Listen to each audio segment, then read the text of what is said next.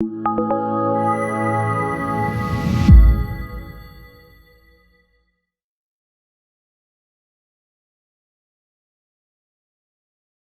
definitely understand some of what the MOC is trying to do.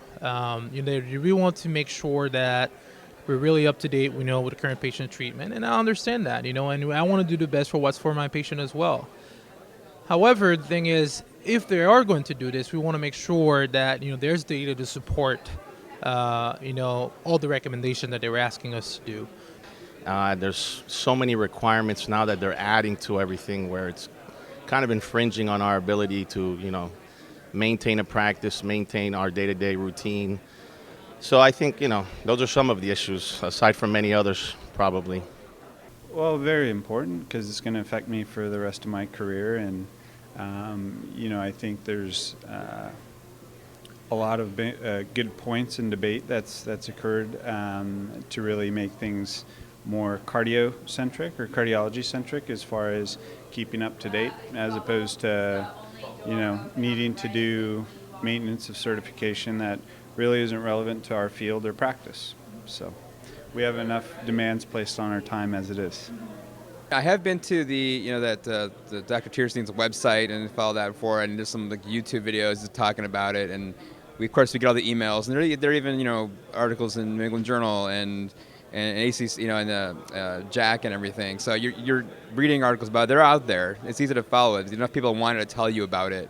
Since we're still in training, I think a lot of the fellows don't necessarily think of so much right now with the maintenance of certification, because we already actually in continuous education. I do think it's necessary for us to maintain our certification in a manner that really kind of everybody should stay up to date and continue to be educated. But the way that it has to be done a little bit of different manner. I agree. We don't have much of a salary, so there's a lot of constraints in that regard. It's the only exception where, irrespective of you being a fellow, you're expected to pay the same that an attending who makes 5, 6, 7, 8 times your salary.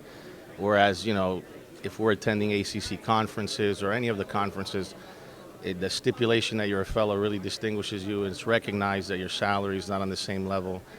But the ABIM doesn't recognize that. The business of medicine is something that we don't get taught much going into all this, and I've been learning the last couple of years myself, trying to get more accustomed with it, and it's a challenge. That rather than 10-year exam recertification, I think the best approach would be just continuous assessment, that updated knowledge, and through online process rather than taking the exam every 10 years. You have to go through a whole process of preparation. But anyway, it's good to refresh your fellowship times. I would like to see what the Tierstein group, the alternative, might have to offer. I would like to see, I would like there to be some competition. I would like to see if hospital will be also accepting, certification from the ABIM, but also from the other organization that's going to certify. I think for us as fellows, we're open to ideas, but also would like other people to hear what we think is best.